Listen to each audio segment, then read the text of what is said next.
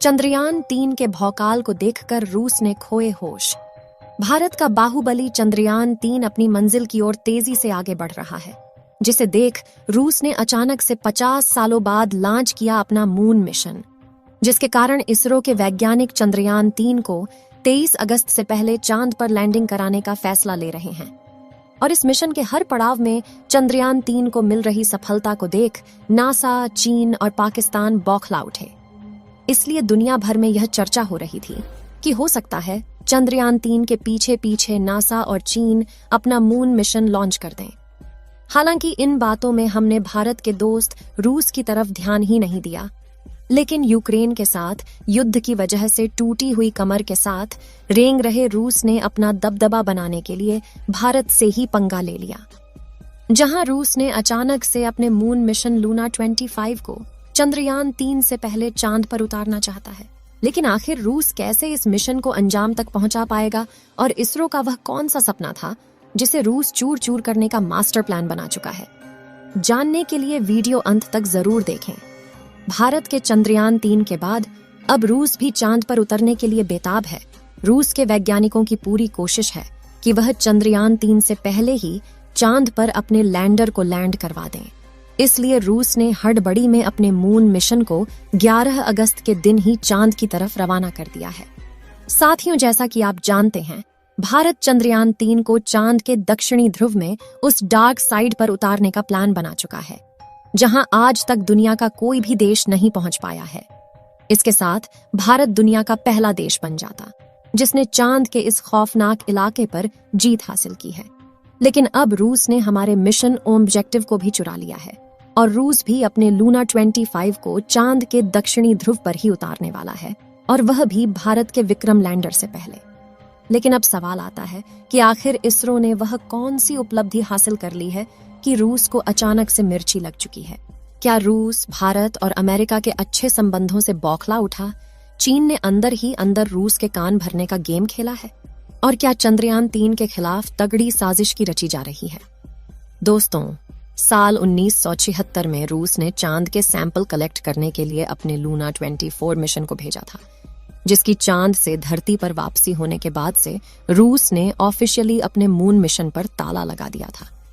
लेकिन अब 47 साल के बाद रूस अचानक से जाग उठा है। चंद्रयान-3 को पीछे छोड़ने के लिए वह अपने मिशन को चांद पर डार्क साइड भेज रहा है। चंद्रयान-3 मिशन की तरह पृथ्वी और चांद की कक्षा में गोल गोल घुमाकर नहीं भेज रहा। इसी वजह से पृथ्वी से चांद तक जाने की उसकी टाइमिंग काफी कम हो चुकी है, क्योंकि जहां हमारे चंद्रयान-3 को करीब 30 लाख किलोमीटर का सफर तय करके चांद की सतह तक पहुंचना होगा, वहीं सीधे रास्ते की वजह से रूस का लूना 25 सिर्फ 4 लाख किलोमीटर का सफर तय करके ही चांद की सतह पर पहुंच जाएगा। साथियों, मून मिशन की शुरुआत से ही अमेरिका और रूस अपने अंतरिक्ष यानों को सुपर पावरफुल रॉकेट पर सवार करके जल्द से जल्द चांद पर पहुंचाने में यकीन रखते हैं। हालांकि इसके मिशन का खर्चा काफी ज्यादा हो जाता है और रिस्क भी बढ़ जाता है, जबकि भारत पहले से ही चांद पर जाने के लिए अंडाकार रास्ते को अपना रहा है, जिसमें भले ही समय ज्यादा लगे, लेकिन यह तरीका काफी किफायती और सुरक्षित है। इसलिए जहां चंद्रयान-3 के सफल होने के चांसेस 100% है, वहीं रूस के लूना 25 मिशन की सफलता के सिर्फ 50% है। चांद से लूना 25 मिशन के शेड्यूल की बात करें तो रसियन स्पेस एजेंसी रॉसकॉस्मोस से 11 अगस्त के दिन लॉन्च कर चुका है, और करीब 5 दिन के बाद 16 अगस्त के दिन यह अंतरिक्ष यान चांद की कक्षा में पहुंच चुका है, जिसके बाद 4 से 5 दिन तक चांद की कक्षा में चक्कर लगाएगा और लैंडिंग के लिए तय की गई 3 जगह में से किसी एक जगह पर लैंड करेगा। रूस के लूना 25 की लैंडिंग डेट 21 या 22 अगस्त की बताई जा रही है, क्योंकि चंद्रयान-3 की लैंडिंग से 1 या 2 दिन पहले होगी। यानी कि अगर रशिया का यह मिशन सफल हो जाता है तो भारत की जगह रूस दुनिया का पहला देश बन जाएगा जिसने चांद के दक्षिणी ध्रुव पर सबसे पहले कदम रखा है। साथियों, रूस ने इसरो के चंद्रयान-2 मिशन के दौरान भी टांग अड़ाने की कोशिश की थी। हालांकि वो अपने यान को लॉन्च नहीं कर पाया था, लेकिन अब एक बार फिर इसने वही हरकत को दोहरा दिया है और भारत के पीठ पीछे छुरा भोंकने की कोशिश की है।